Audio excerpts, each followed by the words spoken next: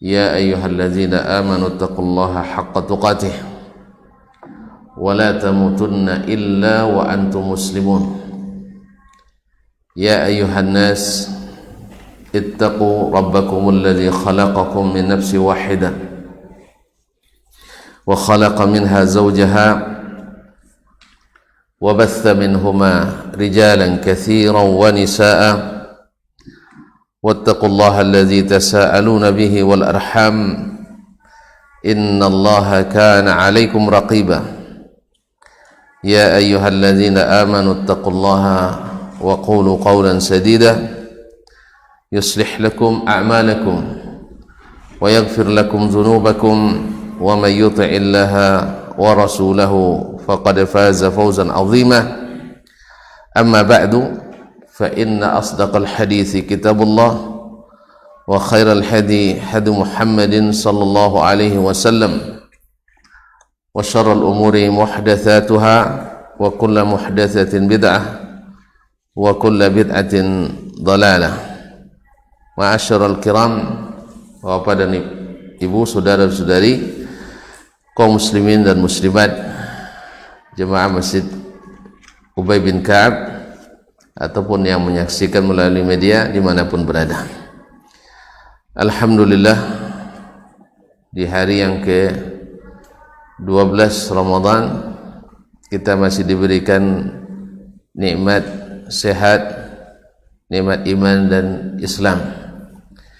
Mudah-mudahan Allah SWT kuatkan kita dengan taufik dan hidayah, serta diberikan kekuatan untuk mendirikan ketaatan kepadanya. Semoga hari-hari yang sudah berlalu Allah simpan amal kita sampai kita bertemu dengannya. Oleh itu marilah kita bersyukur atas nikmat ini. Mudah-mudahan hari-hari nanti semakin bisa kita nikmati. Amin. Ma'asyiral kiram, semoga selawat dan salam senantiasa pula disampaikan kepada Nabi besar junjungan alam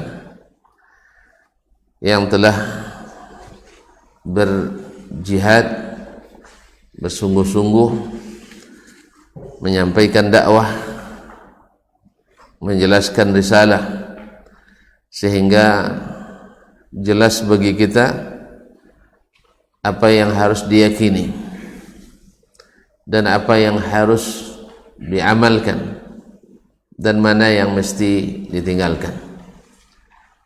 Sampai-sampai beliau mengatakan, taraktukum alal baydah lailuha kanahariha la yazighu anha illa halik. Aku tinggalkan kalian di atas jalan yang terang benderang, yang malamnya saja seperti siang, tidak ada yang melenceng daripadanya kecuali binasa. Dan jalan inilah yang mudah-mudahan senantiasa kita ikuti dan kita taati. Untuk itu kita berkumpul pada subuh ini atau setelah subuh ini untuk sedikit demi sedikit mempelajari bagaimana dan apa yang diyakini oleh as-salafus salih yang diajarkan oleh Nabi alaihi salatu wassalam melalui kitab Aqidatus Salaf Ashabil Hadis yang ditulis oleh Al-Imam As-Sabuni alaihi rahmatullah. Ma'asyiral kiram yang dirahmati Allah SWT, semoga salawat dan salam senantiasa terus, dan beruntungnya ahlus sunnah wal jamaah karena selalu di dalam majlisnya menyebut sunnah-sunnah Nabi alaihi salatu wassalam, sehingga seperti kata Imam Ahmad, ahadun nasi bi Rasulillah sallallahu alaihi wasallam ashabul hadis. Orang yang paling beruntung dengan Nabi alaihi salatu wassalam adalah ahlul hadis, ashabul hadis, li'annahum kullama dzukira ismuhu sallu alaihi, karena mereka setiap disebut nama Nabi pasti mengucapkan salawat kepadanya. Salawat kepada Nabi berarti mengundang salawat Allah kepada kita sebanyak 10 kali. Allahumma salli ala nabiyyina Muhammad wa ala alihi wa ashabihi wa man tabi'ahum bi ihsanin ila yaumil liqa'. Ma'asyiral kiram, kita lanjutkan. Kalau yang punya kitab di halaman 4, berkata beliau Al-Imam As-Sabuni rahmatullahi ta'ala alaih, yaitu firman Allah SWT kepada, atau berkata Allah SWT di mana kaum muslimin atau as-salaf wala ya'taqiduna tashbihan li sifatihi bi sifati khalqih. Mereka, akidah salaf itu tidak meyakini adanya tashbih antara sifat Allah dengan sifat-sifat makhluknya. Jadi harus dipahami, ini yang tidak mengikuti as-sunnah selalu salah dalam memahami ini. Dikiranya dengan menerima atau menetapkan sifat-sifat yang ada dalam Al-Quran atau dalam hadis Nabi SAW yang nama sifat itu serupa dengan nama sifat makhluk, lalu kalau kita akui itu sebagai sifat Allah, berarti menyerupakan Allah dengan makhluk. Disinilah kalau tidak memahami, akhirnya gagal paham.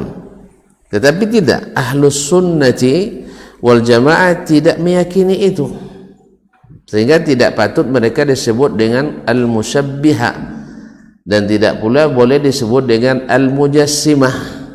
Ini adalah gelar-gelar fitnah yang dilekatkan oleh ahlul bid'ah kepada ahlu as-sunnah, supaya as-sunnah itu, nama ahli sunnah bisa diambil dengan paksa, padahal tidak berdasarkan as-sunnah.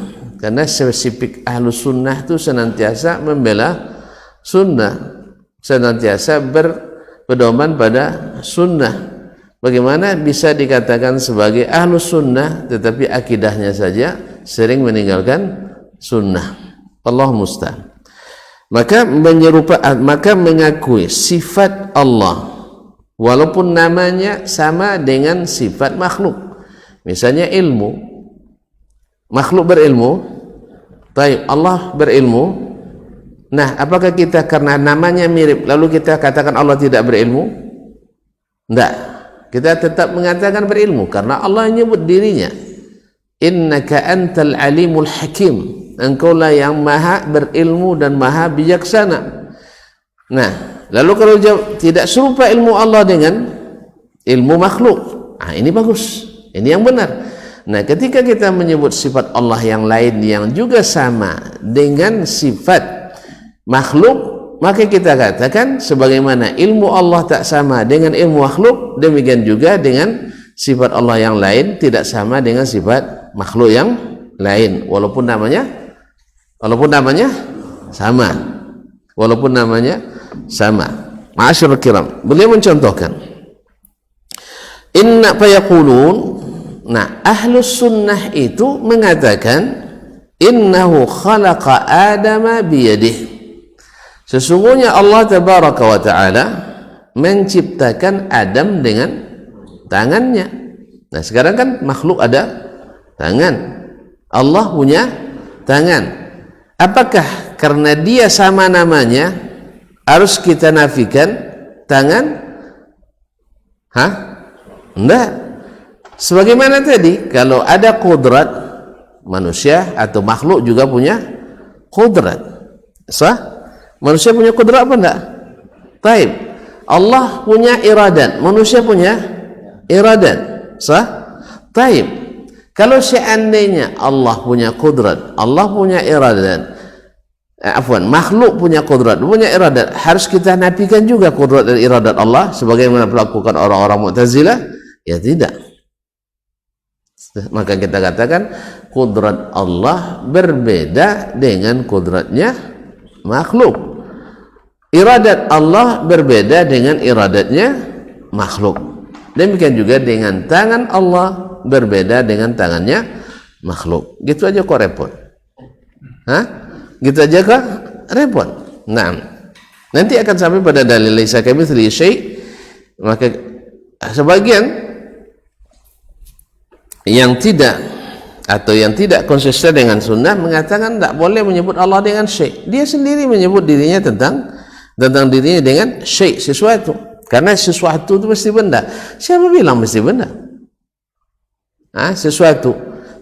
Akal misalnya, syai' enggak? Akal, sesuatu enggak? Sesuatu yang spesial malah. Sesuatu yang spesial. Tapi benda dia mana? Ayo bawa sini. Apa definisi benda? Bisa disentuh, bisa dicium, bisa dipegang ya? Itu yang benda. Nah, akal bisa disentuh? Berarti nggak ada. Kita tidak punya akal. Muslimin wa muslimat dirahmati Allah Subhanahu wa taala. Jadi definisi-definisi yang dibuat oleh akal manusia itu tidak boleh mengalahkan wahyu Allah tabaraka wa taala, tidak boleh. Disinilah letaknya simpang atau persimpangan di mana tersesatnya golongan-golongan yang dari ahli sunnah wal jamaah. Ma'asyarul kiram yang dirahmati Allah SWT. Tapi tentu saja aliran apapun yang menyimpang pasti tidak sadar dia dengan penyimpangannya. Enggak sadar. Semua menyangka itulah jalan yang lurus. Semua nyangka gitu. Karena setelah dia masuk ke simpang tuh lurus lagi jalannya kan. Dikiranya itu jalan lurus. Kalau orang sadar tersesat, mungkin sesat. Sengaja aku sesat jalan? Nggak ada. Semua tidak ada yang menyengaja sesat. Lalu di mana kita tahu ini sesat, ini menyimpang? Di mana tahu? Dari yang berilmu tadi. Siapa? Allah dan Rasulnya Sallallahu Alaihi Wasallam. Lalu kita tanya, oh ini jalan tidak benar ini. Bapak tahu dari mana? Ini Al-Quran dan hadis. Tapi kalau tanya kepada yang sesat pula, dia mengira yang lain juga sesat. Ini mengira yang lain sesat. Makanya sebenarnya kaum muslim sederhana, biar tidak sesat itu sederhana. Antum ikuti jalan yang pasti benar, jalan lurus Al-Quran dan Sunnah Nabi alaihi salatu wassalam. Kalau sudah pasti jalannya, antum dibawa kemanapun tak akan tersesat. Tapi kalau tidak pasti, dikira jalan yang sesat itu disangka itu jalan yang lurus. Jelas? Makanya siapa yang tahu sunnah pasti tahu lawannya. Tapi siapa yang tahu lawannya belum tentu tahu sunnah. Bahkan lawan-lawan sunnah yang lain juga dia tidak tahu, dikiranya itu sunnah. Ma'asyarul kiram dirahmati Allah. Fayaqulun, mereka berkata, siapa? Ashabul hadis, as-salaf berkata, innahu khalaqa adama biyadih. Allah menciptakan Adam dengan tangannya. Di mana kita tahu? Kan kemarin ada 3 untuk mengenali sesuatu dengan benda ya. 1, melihat, lupa ya, melihat langsung. Ada yang melihat langsung ketika Allah menciptakan Adam? Ada 7 tangan lah kalau enggak. Ada?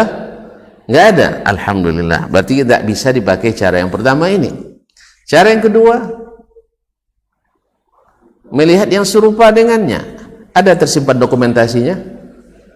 Ada fotonya enggak? Videonya? Enggak ada. Berarti proses ini juga kita tidak punya dalilnya. Tinggal lagi yang ketiga, yaitu melalui berita yang benar. Nah, sekarang Al-Quran datang dengan berita yang benar, bahwa Allah menciptakan Adam dengan tangannya. Bahkan nyata-nyata Allah menyebutkan biyadai, dengan 2 tangan. Baik. Nah, Al-Quran bicara dengan bahasa apa? Arab. Bahasa Arab yang tidak jelas atau yang jelas? Bahasa Arab yang jelas. Ini masalah keyakinan. tidak mungkin dengan bahasa yang abu-abu. Jelas? Gimana kita nak meyakini sesuatu padahal Al-Quran bicara dengan bahasa yang tidak jelas? Berarti Allah tidak pandai? Saya ulang lagi. Kalau kita bilang Al-Quran tidak menjelaskan apa yang harus diyakini dengan jelas, berarti Allah tidak jelas. Berarti Allah menjelaskan keterangannya tidak jelas. Subhanallah, ini sama dengan mencela Allah tabaraka wa ta'ala. Padahal Allah menyebut Al-Qur'annya bilisanin Arabiyyin mubin, dengan bahasa Arab yang menjelaskan. Apa syarat mubin kemarin? Itu pasal diulang-ulang terus nampaknya. Apa syaratnya perkataan itu dikatakan mubin? Jelas dan menjelaskan? Dengan dua syarat. Syarat pertama, yang berbicara mampu menjelaskan apa yang ingin dia sampaikan. Jelas? Yang kedua, yang menerima pembicaraan mampu memahami. Ulang lagi. Ya. Baru dikatakan perkataan itu jelas, yang berbicara mampu mengungkapkan dengan bahasa itu apa yang ingin dia sampaikan. Allah mampu tak? Baik. Yang kedua, yang mendengar paham apa yang dijelaskan, tak perlu keterangan lain. Kalau perlu keterangan lain jelas enggak itu? Enggak. Paham enggak maksudnya? Jadi kalau Al-Quran menyebutkan tentang sifat Allah subhanahu wa ta'ala perlu keterangan yang lain lagi, berarti Al-Quran tidak jelas. Ini masuk akal enggak? Masuk akal enggak? Al-Quran tidak jelas? Itu pengangguk. Nyawa kanan lebih duluan angguknya sebelum paham. Pahami dulu baru ngangguk. Saya ulang lagi. Andainya kan sekarang banyak di aliar menyimpang, oh enggak, Al-Quran ini ayat mutasyabihat. Apa makna mutasyabihat? Hah?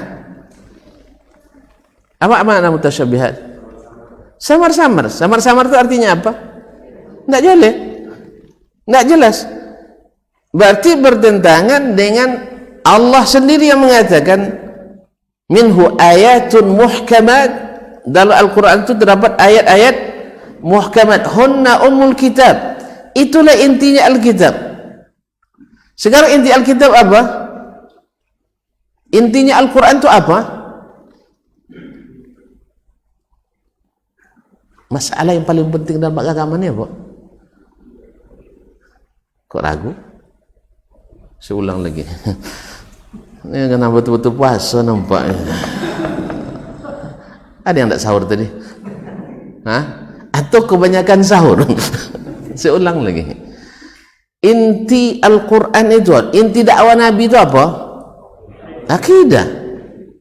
Walaqad ba'athna fi kulli ummatin rasulan an i'budullaha wajtanibut taghut. Kami mengutus di setiap umat itu rasul. Apa tugasnya? Agar kalian beribadah kepada Allah subhanahu wa ta'ala. Nah, termasuk ibadah yang paling penting ibadah di sini ibadah. Subhanallah. Di sini apa di dalamnya? Ibadah dada ya. Ibadah hati. Dan itu adalah keyakinan. Makanya orang dengan keyakinan ini, dengan keyakinan orang rela mati. Betul tak? Dengan mempertahankan keyakinan. Nah, apa keyakinannya? Makanya Imam Ahmad rahimahullah sampai disiksa, sampai diazab oleh khalifah-khalifah. Kenapa? Karena tidak mau merubah keyakinannya tentang Al-Quranul Karim, bahwa Al-Quran bukan makhluk. Sebab orang-orang Mu'tazilah waktu itu merupakan kaum pembisiknya khalifah yang memaksa umat Islam meyakini bahwa Al-Quran itu adalah makhluk.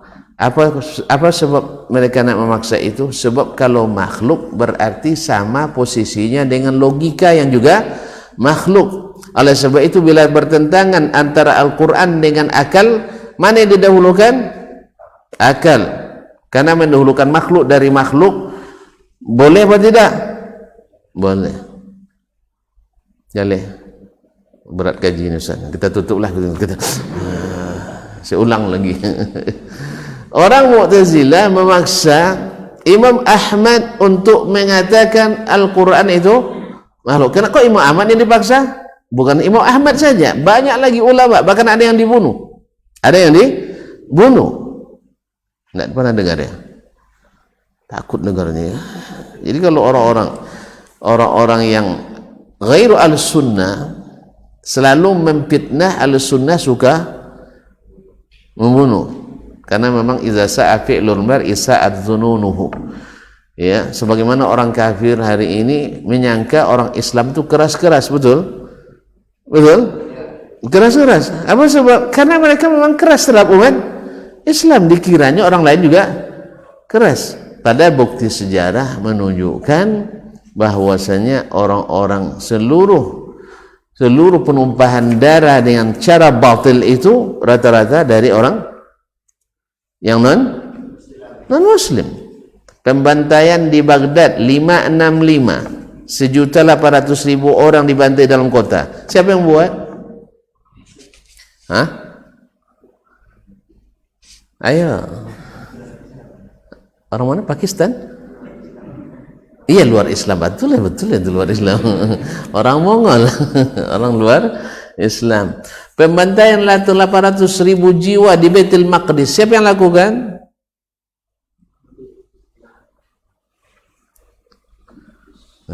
Tonton tak boleh sejarah nampaknya. Orang-orang salim. Orang-orang salim. 40 tahun setelahnya Salahuddin Al-Ayyubi mengembalikan Baitul Maqdis ke pangkuan Islam. Tidak ada darah yang menetes, bukan mengalir, menetes di dalam kota. Beda kan? Beda. Taib, Nabi kita sallallahu alaihi wasallam ketika Fathu Makkah tahun keberapa? Ini tidak pernah murid Nabi nampaknya. Kayaknya tidak apa sejarah, kayaknya perlu lagi nih Ustaz ya. Buat anggaran nanti. Kaum muslimin dan musliman, tahun keberapa? Tahun ke-8 Hijriah. Padahal Nabi, berapa banyak darah kaum muslimin yang ditumpahkan oleh orang Quraisy, orang kafir Quraisy. Bahkan darah Nabi saja pernah mengalir oleh orang Quraisy. Tetapi ketika Nabi kembali ke Makkah, Nabi kembali dengan penuh tunduk dan tawadhu kepada Allah SWT. Saking tunduknya beliau ketika mengendarai ontanya, sampai-sampai kening beliau menyentuh leher ontanya. Tunduk kepada Allah SWT, syukur atas kemenangan yang diberikan. Saat itu orang-orang kan mulai was-was. Orang yang mana? Orang Islam itu yang bukan muslim. Ya, orang musyrikin. Khawatir mereka. Ini habis kita. Ya, kan itu yang terbayang. Sebab selama itu mereka memerangi Nabi SAW dengan segala kemampuan yang mereka miliki. Secara politis, secara ekonomi, secara sosial, dan bahkan kontak fisik berkali-kali. Kontak senjata maksudnya. Ya sih? Sering mereka perangi Nabi? Sering mereka perangi Nabi? Berapa kali? Banyak sekali. Bagus itu, banyak sekali. Banyak sekali. Ya. Bukan hanya sekedar mereka saja menghasut seluruh orang untuk memerangi Nabi SAW. Tentu patutlah mereka takut kan? Tapi alhamdulillah Nabi SAW ketika datang ke Mekah, dia sadar bahwa kemenangan itu karunia Allah. Karunia Allah. Maka apa yang dikatakan, madza kuntum tadhunnuna anni fa'ilun bikum, kira-kira apa yang harus saya lakukan terhadap kalian? Di situ baru merayu mereka. Akhun karim, ibnu akhin karim, engkau Muhammad saudara kami yang mulia. anak saudara yang mulia, tentu yang terbaik untuk kami. Ya, benar. Nabi alaihissalam, izhabu fa antumut talaqa, pergilah kalian bebas, kalian tidak dikenakan hukum apapun. Subhanallah. Gitulah rahmatnya Islam. Tapi orang-orang yang non muslim yang senantiasa keras terhadap kaum muslimin menyangka orang Islam itu keras-keras. Tidak pernah ada genosida dilakukan oleh umat Islam. Tidak ada. Islam walaupun menyebut jihad sebagai yang tertinggi, tetapi bukan menjadikan jihad untuk menghabisi. Jelas? Mereka yang anti jihad menjadikan jihad sebagai alat untuk menghabisi. Genosida di mana? Itu rata-rata semuanya agama lain. Ya tak? Masih ingat kasus Bosnia Herzegovina? Pelakunya orang mana? Orang Serbia. Komunis. Di Cina, suku Uighur, siapa pelakunya? Komunis. Antum lupa sejarah, Allah Ustaz. Kemudian diarahkan, pelakunya orang mana? Arakan, tak tahu? Apa nama lainnya? Burma. Baik, di Burma. Siapa pelakunya? Orang Buddha. Kemudian di Kashmir, pelakunya orang mana? Hindu. Coba buat satu yang pelaku genosida itu umat Islam. Tak ada. Jelas. Makanya kita ini orang lembut-lembut, sehingga kita sering lalai mengira orang lain lembut. Mereka orang keras-keras, sehingga dianggapnya kita keras. Makanya untuk sekali-sekali harus pandai juga keras, tapi jangan radikal, tegas maksudnya. Kaum muslimin dan muslimat dirahmati Allah. Maksudnya tegas mengatakan, oh enggak, kami tidak pernah melakukan itu. Agama kami melarang melakukan kejahatan. Jelas ya? Jelas. Nah, ini tidak jelas salah pun pula. Ini saya rekamnya. Nah, jadi kita tidak menyetujui kekerasan, karena memang kita ini orang lembut kok. Semuanya Nabi kita aja Nabi rahmah, Nabi rahmat. Umat ini juga umatur rahmah, umat yang pengasih dan penyayang. Nasallallahu alaihi wasallam. Baik, kembali yang tadi panjang welo-welo jadi kenapa? Karena tuan-tuan lambat jawab, itu masalahnya. Jadi yang paling penting di antara ibadah itu adalah ibadah hati, keyakinan. Sebab di sini lurusnya di sini, insya Allah lurus di sini, ya, lurus di sini. Tapi kalau tidak lurus yang di sini, semuanya akan tidak lurus. Maka saya katakan, siapa yang menyimpang dalam akidahnya, mudah menyimpang dalam ibadahnya, dan akan menyimpang pula dalam muamalahnya, bahkan akhlak dan adabnya, sehingga tidak jarang melekatkan fitnah yang keji kepada para ulama. Dan sengaja kalaupun ada sebagian yang keliru dan tersilap, kan sudah kita katakan orang yang berada jalan benar kadang-kadang gasnya terlalu tinggi. Makanya sebelum laju-laju, ya, biasakan dulu pakai pemanasan, jangan terlalu kencang tekan gasnya, nanti remnya belum, bahaya, tabrak orang. Jelas Pak? Ya, ini mentang-mentang di jalan tol micing aja gini, akhirnya masuk di counter pembayaran ditabrak itu yang tidak boleh. Makanya jelas ya, jangan karena sudah merasa di jalan yang lurus, jalan yang benar, lisensi dan lengkap surat-surat, habis itu gasnya 180, padahal di situ tertulis kecepatan maksimal 80 ya. Antum tidak jalan tol itu 120 jalan tol, tidak pernah masuk jalan tol nampak ya. Iya 120.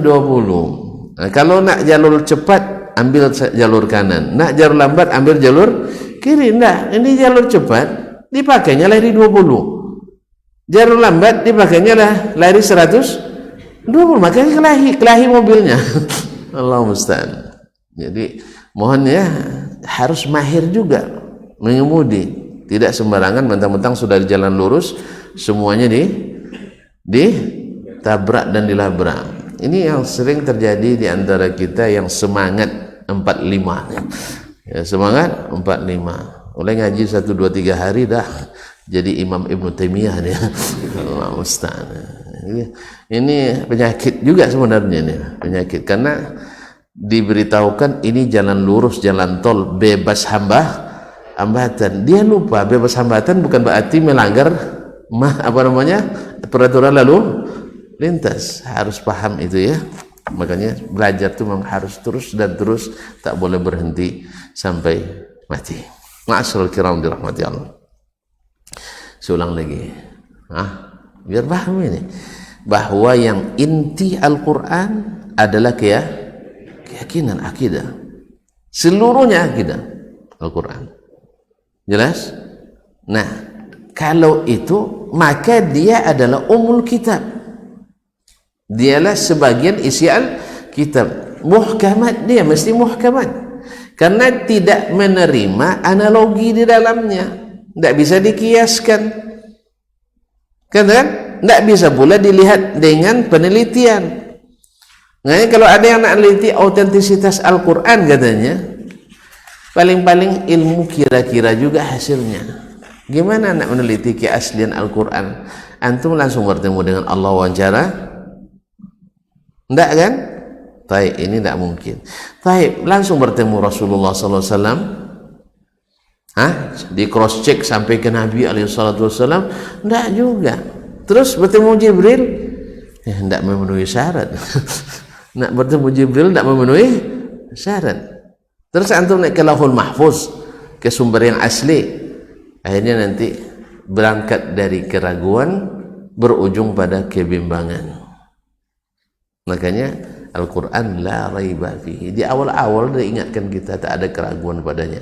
Siapa yang masih meragukan meragukan informasi Al-Quran, berarti belum memahami ayat-ayat pertama di surat Al-Baqarah itu, di awal-awal Al-Quran, zalikal kitabu la raiba fihi, tak ada keraguan padanya. Kalau tidak ada keraguan pasti karena jelas, tapi kalau tidak jelas pasti ragu. Makanya as-salaf tak pernah ragu untuk mengatakan apa yang dikatakan Allah dan Rasulnya Sallallahu Alaihi Wasallam. Tak ada ragunya, pasti benar. Oh, nanti antum dituduh musyabbiha, menyerupakan Allah. Tidak, kami tidak berkeyakinan itu.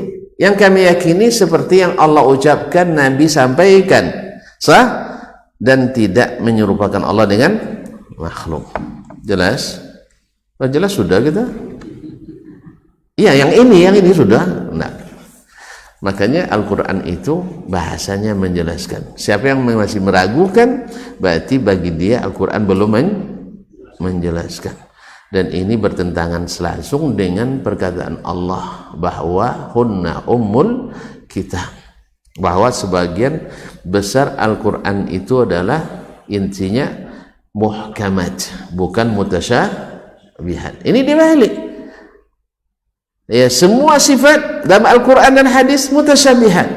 Subhanallah. Hal-hal yang boleh kita berijtihad di dalamnya, boleh melakukan analogi-analogi dan qiyas di dalamnya, dijelaskan Allah dengan detail, dengan bahasa yang jelas. Tiba-tiba yang informasi yang tak bisa diyakini kecuali dengan berita, lalu dengan bahasa yang tidak jelas. Ini logika yang tidak logik. Logika yang tidak logik.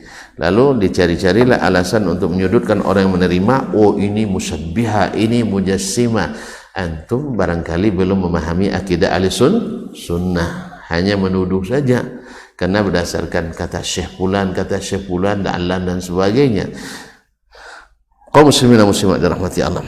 Qala kama nassa subhanahu wa ta'ala fi qawlihi azza wa jal min qa'il qala ya iblis ma mana'aka an tasjuda lima khalaqtu bi yadayya. Wahai iblis. Iblis kenal kan? Kenal kan? Antum kenal? Enggak.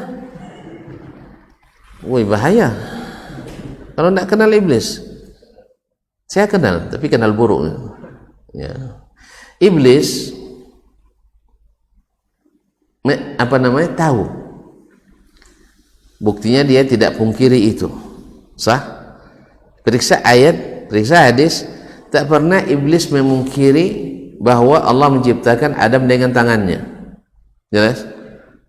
Jadi iblis paham itu. Karena dia dapat informasi valid. Kalau kita melalui saluran-saluran yang tidak valid, itu masalahnya. Ma mana'aka an tasjuda lima khalaqtu bi yaday? Apa yang menghalangi kamu untuk sujud kepada Adam yang aku ciptakan dengan kedua tanganku? Tidak pernah iblis bilang, ya Allah ini hati-hati, bahaya bahasanya ini. Ini bisa menyebabkan tasbih dan tajsim. Nah. Dan Nabi juga tak pernah mengingatkan umatnya, hati-hati kalian ya, jangan meyakini Allah punya tangan ini tajsim ini. Ada hadisnya? Ada hadisnya? Saya ulang lagi. Ini mau berat kaji nampaknya. Ada enggak setiap datang kalimat tangan dalam Al-Quran atau kalimat ain dalam Al-Quran dan sebagainya, sifat Allah lah. Ada enggak Nabi mengingatkan hati-hati jangan yakini zahirnya? Ada? Hah? Antum kira-kira itu memang sudah teliti? Kata ulama seperti itu. Gitu bilang aja gitu kata ulama. Saya tidak akan tanya mana ulama ya, enggak. Jangan takut. Ya. Dan memang begitu. Juga balik tonton nanti cari hadisnya. Ya, sebanyak itu kitab tafsir. Cari nanti hadis Nabi yang ingatkan, ini ayat mutasyabihat, hati-hati. Yang benar maknanya adalah kekuatan. Jelas atau nikmat. Enggak ada hadisnya seperti itu. Nah, kalau seandainya Nabi tidak membuat keterangan tambahan, berarti ini keterangan yang sudah saya ulang lagi. Ini masalah kita harus jelas-jelas kaum muslimin. Kalau Nabi tidak membuat keterangan tambahan tentang ayat, berarti keterangannya sudah jelas atau belum jelas? Jelas.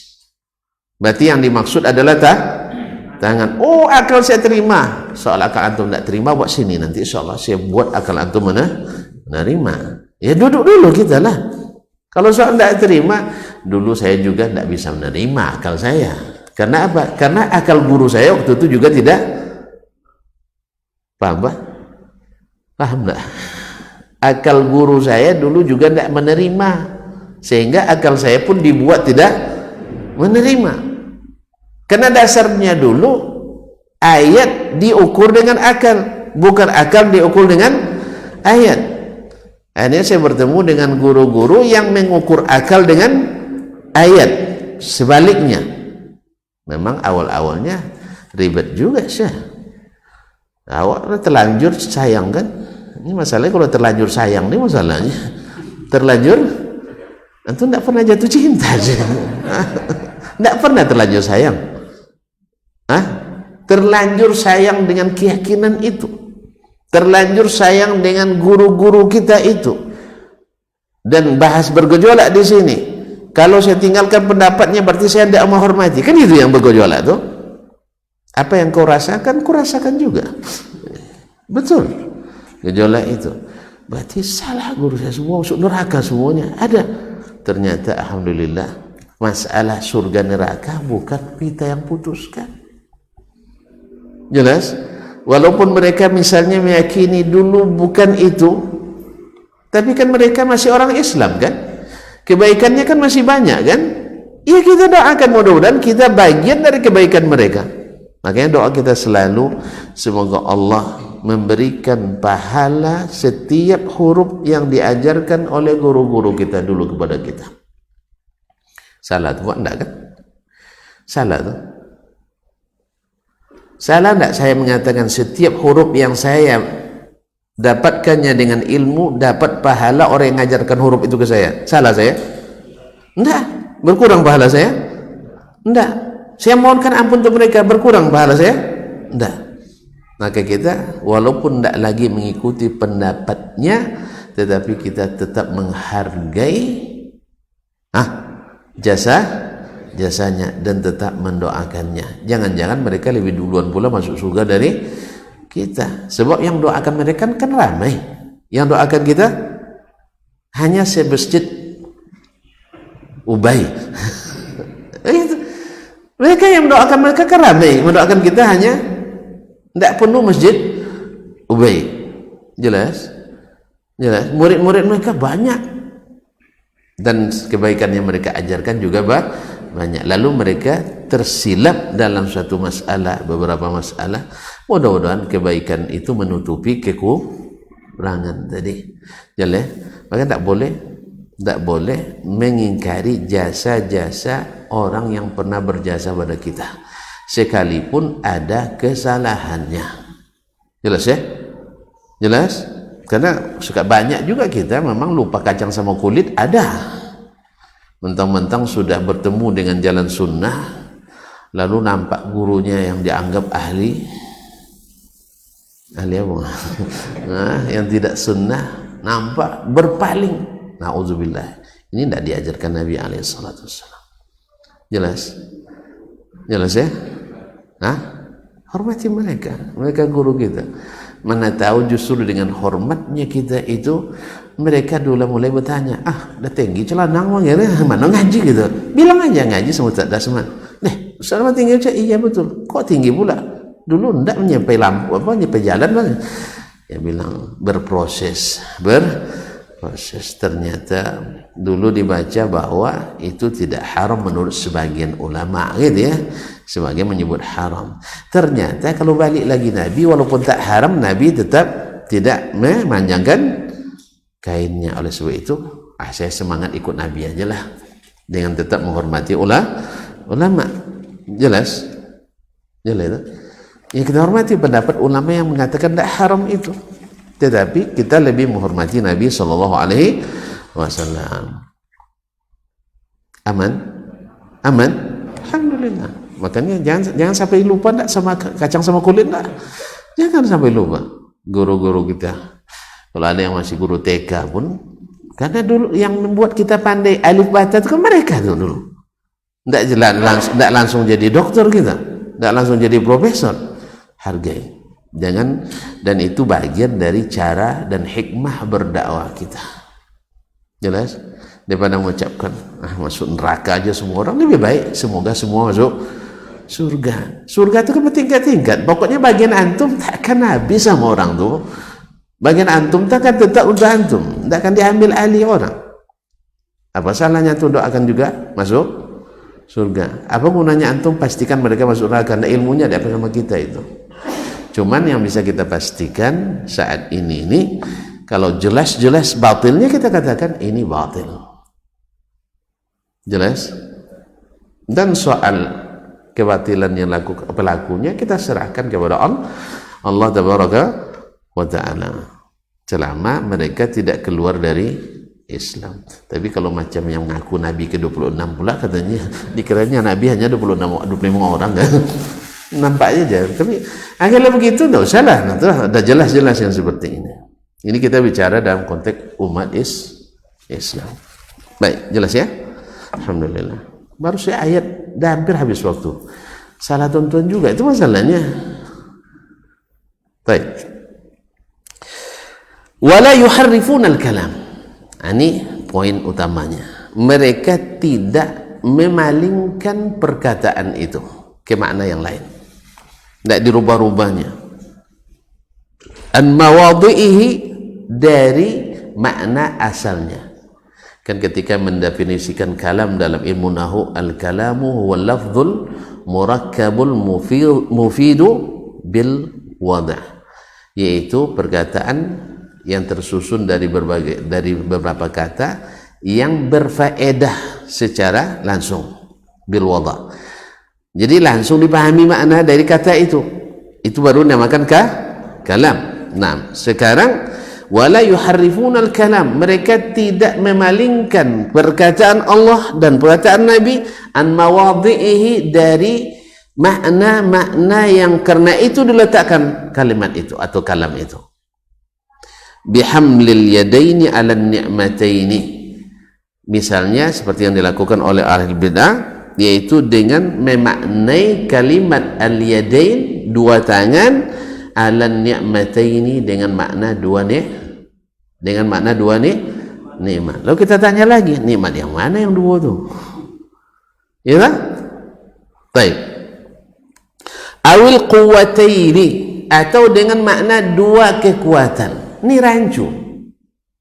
Ya, aku ciptakan dengan dua nikmatku, dengan dua kekuatanku. Lalu kekuatan yang mana? Dari dua itu yang mana? Panjang pertanyaannya nanti kaum muslimin dan muslimat. Pada Allah tidak itu yang diinginkannya. Tapi makna adalah al-yadaini al-haqiqiyataini, yang hakikat. Yaitu mereka tidak merubah-rubah, tidak mentahrif, tahrif al-mu'tazilah, seperti yang dilakukan oleh orang-orang Mu'tazilah. Orang Mu'tazilah anti menerima sifat Allah. Apa sebab? Alasan mereka tadi, semuanya beralasan untuk menyucikan Allah. Makanya saya katakan, sering saya katakan, dan terus saya katakan, orang yang menyimpang tak merasa dirinya menyimpang. Mu'tazilah, tuan-tuan kenal Mu'tazilah? Kok pada diam? Enggak juga. Ya Allah. Baik, oke lah. Nah, orang-orang Mu'tazilah adalah orang, kalau sekarangnya orang-orang liberal lah sekarang, yang mau memahami agama hanya dengan akalnya. Semua yang tak masuk akal berarti tak benar, harus ditakwilkan maknanya. Itulah dasar mereka, bahwa logika lebih hebat dari wahyu. Jadi inilah intinya. Dan mereka ini berpemahaman seperti ini, merasa mereka tersesat atau tidak? Tidak. Buktinya ketika berkata atau ketika bertemu dengan Imam Ahmad. Kenal Imam Ahmad? Tidak juga. Imam Ahmad bin Hanbal, salah satu imam mazhab yang 4. Ketika bertemu dengan Imam Ahmad bin Hanbal, mereka waktu itu mengatakan bahwa Imam Ahmad ahli bid'ah. Pandai juga dia nyebut bid'ah. Maka heran kita hari ini kok orang marah-marah disebut bid'ah, padahal semua lisannya menyebut bid'ah. Jadi orang Mu'tazilah menganggap Imam Ahmad yang aslinya imamu ahli sunnah sebagai ahli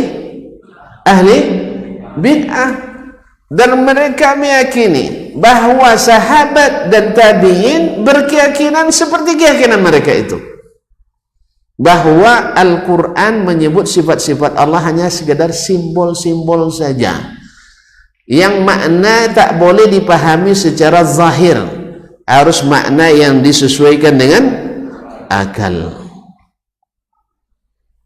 Mereka merasa salah enggak? Enggak akan merasa salah. Aliran manapun dalam agama tak akan merasa dia salah. Walaupun kita sebut nanti Nabi melarang bid'ah, oh bid'ah kami hasanah, kan itu bid'ah antum yang dalalah, bid'ah kami hasanah. Lalu gimana menentukannya? Kembali lagi, kalau antum bilang ini bid'ah hasanah, mana dalilnya? Taib. Oke lah, yang antum bilang bid'ahnya bid'ah hasanah, kami biarlah sunnah hasanah, jalan bagian kami ya. Dan ketika dia bilang kalau betul ada bid'ah hasanah, antum mau tidak disebut dengan ahli bid'ah hasanah? Hah? Mau dia? Tidak mau. Oh enggak, kami tidak ahli bid'ah katanya. Tapi yang sukanya bid'ah hasanah. Saya kalau andainya saya suka bid'ah hasanah, rela saya digelar ahli. Saya ulang lagi. Karena saya adalah orang yang suka hadis, antum gelar saya sebagai ahli hadis, suka tidak saya? Suka. Tapi kalau saya bukan ahli hadis, lalu antum bilang saya ahli hadis, suka tidak saya? Ustaz? Hah? Antum ahli sunnah atau ahli hadis? Pasti tidak senang. Nah, kalau antum sendiri nggak senang menerima gelar itu, masa dibela-belain? Masa dibela-belain? Kalau memang tidak mau digelar ahli bid'ah, kenapa antum bela-bela bid'ah? Jelas kan?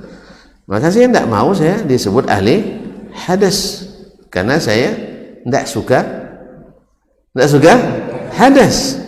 Tapi kalau antum sebut saya ahli hadis, agak kembang juga hidung saya. Nah, iya, walaupun tidak pakar lah, tapi saya memang suka hadis. Kalau ada yang kasih 10 hadas dan ini ngasih 1 hadis, ya cenderung menerima 1 hadis dari 10 hadas. Andainya ada 1 sunnah sahihah dari Nabi, lalu datang membawa 100 bid'ah hasanah, saya pilih 1 sunnah sahihah. Kenapa? Saya ahli sunnah. Karena saya tidak suka hadas. Saya tidak suka hadas. Gitulah. Jadi kalau antum memang suka, tidak ada masalah. Tapi buat namanya ahli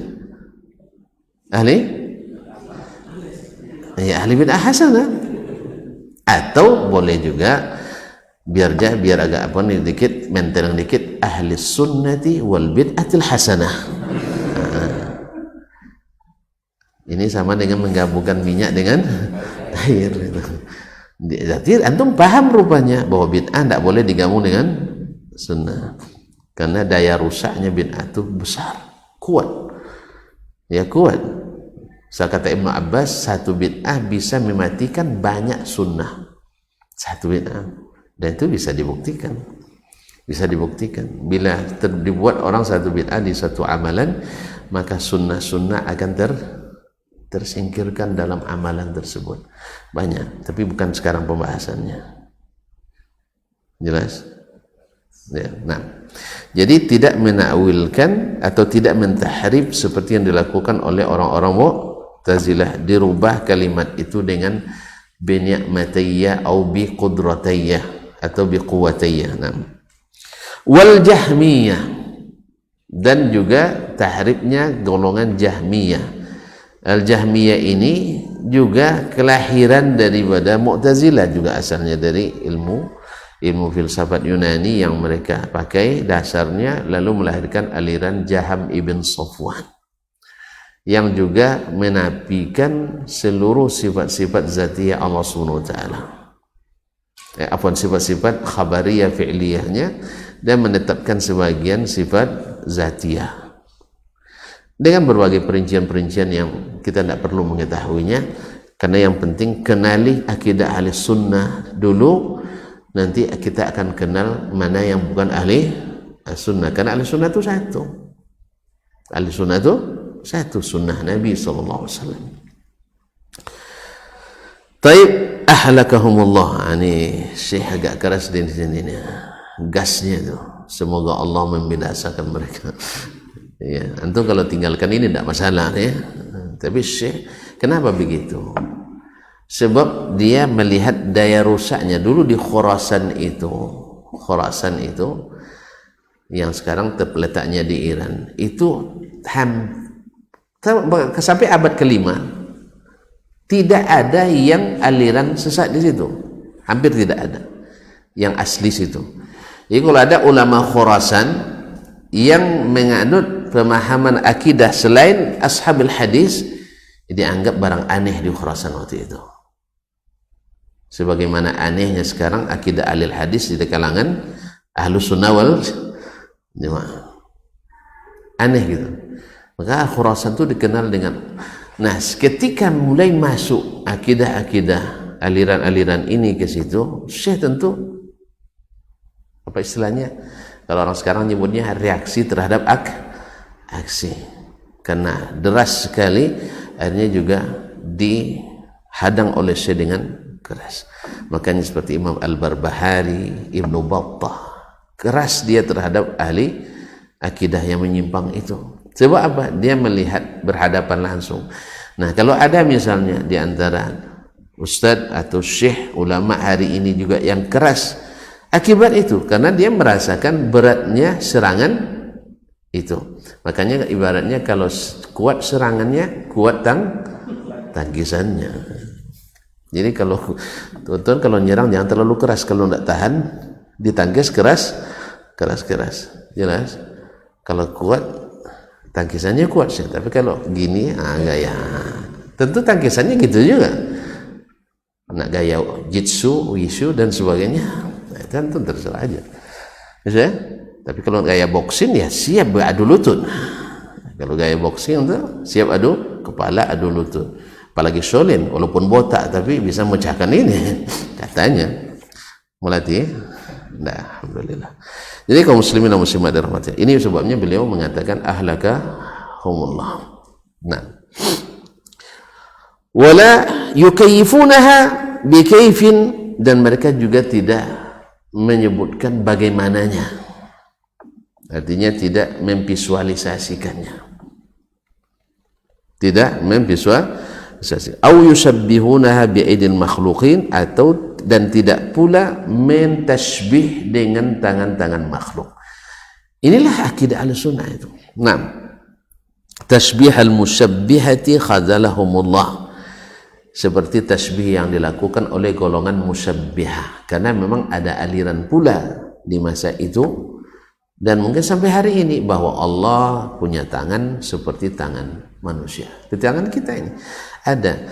Nah, karena adanya aliran-aliran seperti ini, akhirnya imbasnya ke umat Islam Ahlus Sunnah yang sesungguhnya jadi fitnah. Tuh lihat, yang mengatakan Allah punya tangan, katanya tangan seperti tangan kita. Maka setiap yang berkeyakinan Allah punya tangan pasti seperti itu. Kan begitu tak? Sama dengan sekarang orang-orang yang melakukan serangan-serangan jahat itu, yang mereka sebut dengan jihad itu, ya kebanyakan atau banyak di antara mereka pakai jenggot. Akhirnya keluar statement, setiap berjenggot pasti. Nah, itu masalahnya. Dan rata-rata itu dari orang yang jahil, orang jahil atau termakan fitnah. Dan memang fitnah itu luar biasa, seperti kata para ulama, al-fitanu jallabah wal qulubu dha'ifah. Fitnah itu kuat sekali tarikannya dan hati kita sangat lemah. Kadang-kadang orang karena kepentingan, tidak sedikit orang berilmu tapi berhadapan dengan kepentingan, kalah ilmu dengan kepentingan. Buktinya ketika ditanya betul yang disampaikan Ustaz Dasman itu salah tuh ya. Enggak, sebenarnya enggak salah. Tuh apa yang dilarang? Enggak, bahaya. Bahaya apa sebab bahaya? Kepentingan saya masalahnya. Ada enggak? Ada. Dari dulu aja ada, apalagi sampai sekarang. Ada. Dia tahu bahwa itu benar. Ya benar, bagus itu. Cuman kalau dikembangkan itu berbahaya. Apa bahayanya? Nanti jemaah saya hilang. Bisa saja. Atau jabatan saya lepas. Atau nanti popularitas saya turun.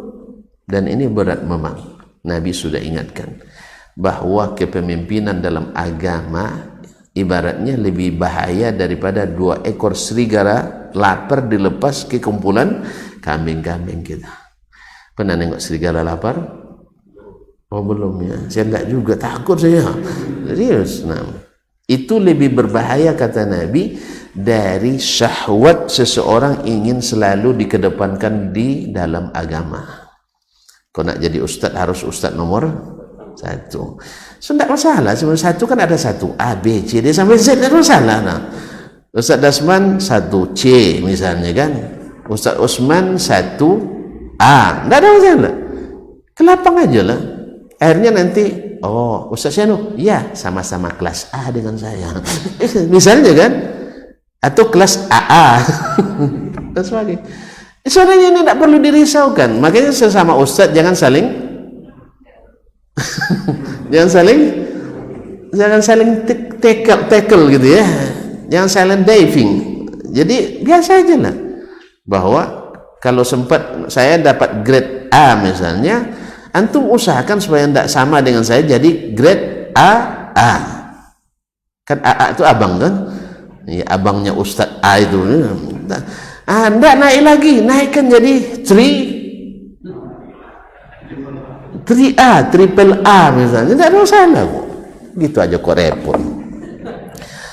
Ini obat menghilangkan hasad sesama kita. Jelas? Jadi kalau antum sama-sama orang kaya misalnya, tidak masalah juga. Ini kaya blok B, kaya blok D. Pokoknya yang terkaya di sini siapa? Kalau blok A saya, blok B saya Nah, tidak masalah. Daripada ribut menghitung kekayaan kita, zakat tidak dibayar juga. Ya sih? Maaf ya, alhamdulillah. Akhirnya kita sama-sama. Setidaknya, enggak, kami sama-sama orang kaya di sini. Selesai masalah. Siapa yang paling kaya di antara tuan-tuan? Tengok aja hasilnya nanti pas ada pengumuman ganti AC misalnya, siapa yang bayar lebih duluan. Itu tahu siapa yang paling kaya. Ya saya? Ini baru tahu kalau pas mengeluarkan tunjuk tangan siapa yang kaya, tidak ada yang mau tahu. Tapi kalau siapa yang paling kaya di sini ada hadiah dan bonus, tunjuk tangan semua tuh. Allah musta'an. Baik ya Masyaikh, awalai kaifun bi kaifin wa la yusabbihunaha bi aidil makhluqin, dan tidak pula mentasbih dengan tangan-tangan makhluk. Jadi memang sebagian firqah yang sesat dan ada kemiripan, akhirnya kita diklasifikasi di golongan ke situ. Jadi ada musyabbihah yang menetapkan sifat tangan bagi Allah, tapi mereka serupakan dengan tangan makhluk. Akhirnya kita yang ahli sunnah sesungguhnya ketika mengatakan Allah punya tangan, dianggap sebagai musyabbihah, diserang habis-habisan dengan itu, atau diserang dengan mujassimah. Dan orang-orang alim di antara mereka paham bahwa kita tidak sama, tetapi karena kita beda paham dengan dia, disamakanlah dengan yang lawan tadi supaya orang antipati. Sebenarnya yang berbeda kan kita dengan dia, dan juga berbeda dengan fitnah yang dia sampaikan. Dia paham itu. Ya buktinya kan sekarang orang menyebut bahwa fitnah radikalisme itu datang dari paham Wahabi. Saya nak nanya sekarang kaum muslimin, negeri paling aman di dunia mana? Hah? Ya, negeri paling aman di dunia mana? Ini serius, dengan ilmu, bukan dengan kira-kira. Apakah lebih aman misalnya Mesir dari Arab Saudi? Tidak. Saya nanya lagi, negeri yang paling makmur di dunia yang mana? Arab juga. Betul tak? Yang paling taat bangun mengisi masjid yang mana?